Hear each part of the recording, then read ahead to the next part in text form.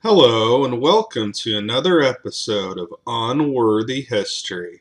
Today we got some more actual history for you from this book right here, Indian Depredations in Texas by J.W. Wilbarger, published all the way back in 1889. Now this story today takes place in Parker County. It's called General Baylor's Fight on Paint Creek. The Browning boys were native Texans and lived with their father on the Clear Fork of the Brazos River, and we think in Stevens County. But the surrounding circumstances and the fight of General Baylor with the Indians, immediately after their attack upon the Browning boys, all tend to make this a proper place to record this incident among the list of Parker County massacres.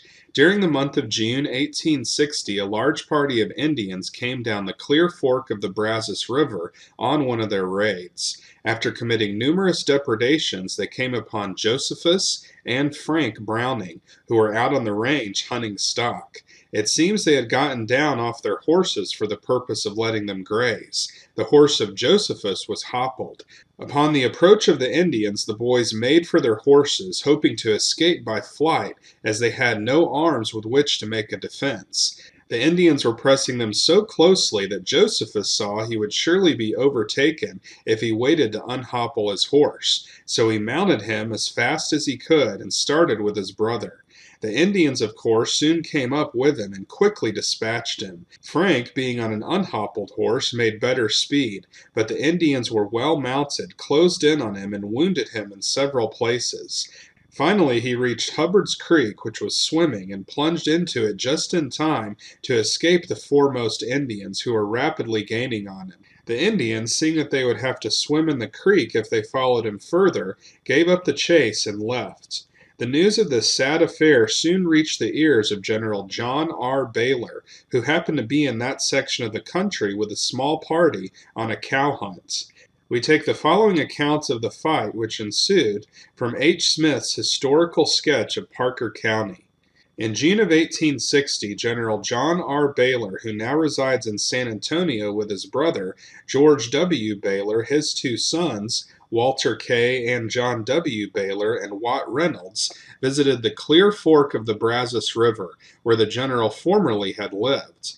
While there hunting cattle, these gentlemen were informed of the killing of Josephus Browning and the serious wounding of Frank Browning by a large body of Comanches. They immediately went to the Browning Ranch on the Clear Fork, near the mouth of Hubbard's Creek, where they met other gentlemen who had been attracted to the spot by the murderous acts of the Indians. General Baylor, George W. Baylor, Elias Hale, Min Wright, and John Dawson started in pursuit of these demons, and on the fifth day, June 28th, overtook them on Paint Creek, where a fierce contest ensued, during which Baylor and his friends killed 13 of these Indians. On their return to Weatherford, they brought the scalps of 9 of them, together with numerous trophies, including the scalp of a white woman whom the Indians had killed, several bows and arrows, darts, quivers, shields, tomahawks, and other paraphernalia of Indian warfare. The feeling against the Indians was so bitter that Baylor and his party were decidedly lionized for their prowess and daring. The horrible murder of Mrs. Sherman and others in the northwestern portion of that county in 1859 and other similar outrages were fresh in the minds of the people, who seemingly delighted in the slaughter of any of the hostile bands. The excitement was very great. The news of Baylor's success extended to the adjoining counties, and the heroic men were honored by a public barbecue on the square, which was participated in by several hundred people. Speeches were made and general rejoicings were universal. In the evening of the day, a dance was indulged in at the courthouse, which was kept up until broad daylight the following morning. In the long room, a rope was stretched diagonally across, and on it were hung the 9 Indian scalps, the woman's scalp captured from the defunct Comanches, and all the trophies of the expedition. In the excitement incident to the glorification, those who participated in the festivities evidently forgot that the prominent decorations of the hall were the unmistakable evidences of death and murder, and the relics of a barbarism then very frequent in this section of Texas. General Baylor took his scalps and other spoils of the victors to various cities and towns, and soon after the people of the southeastern portion of the state sent flour, meal, and all kinds of provisions, clothing, boots and shoes, blankets, pistols, guns, etc., to Weatherford for the support and protection of the people of the frontier. These supplies came in large quantities and served a most excellent purpose. There was one universal cry. It seemed to be the heartfelt desire of every person. Exterminate the Indians was the watchword, and it is not to be wondered that such was the case when we fully realize the vast destruction of property and human life. Up to the close of 1875, it is estimated that the Indians captured and destroyed property within a circle of 100 miles of Parker County worth at least $6 million, and killed and took into captivity nearly 400 persons.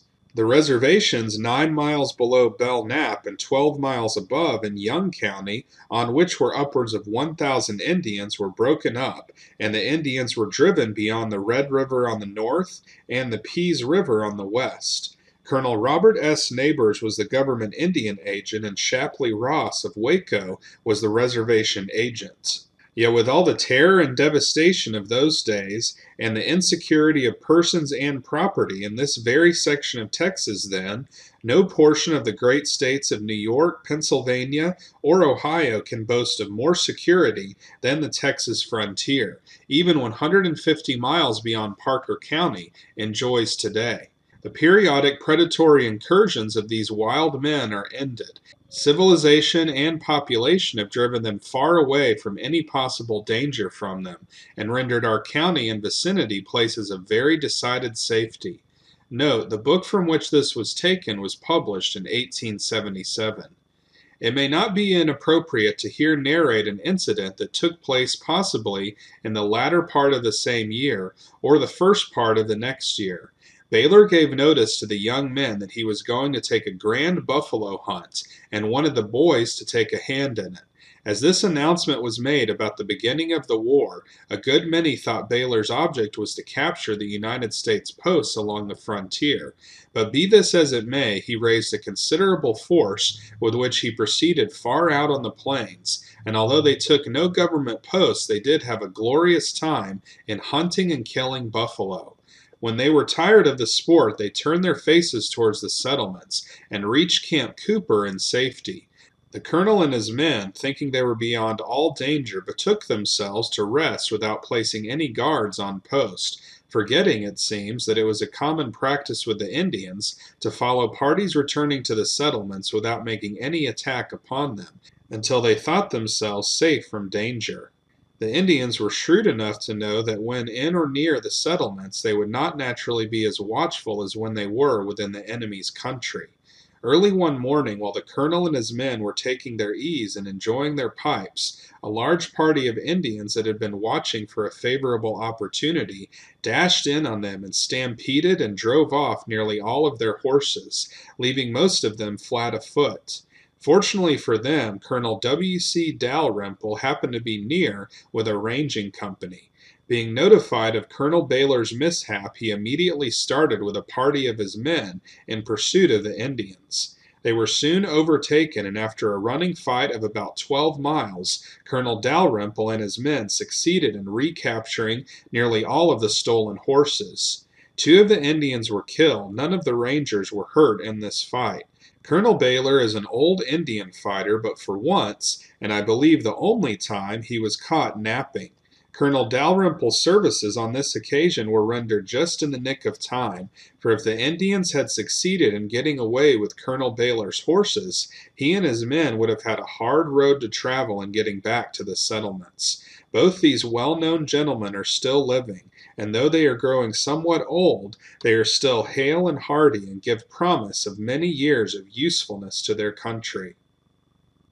So that's the end of this story. This was General Baylor's fight on Paint Creek. So quite an interesting story where General Baylor went back and got some revenge for the Browning boys who were attacked by a group of Comanches all the way back in 1860.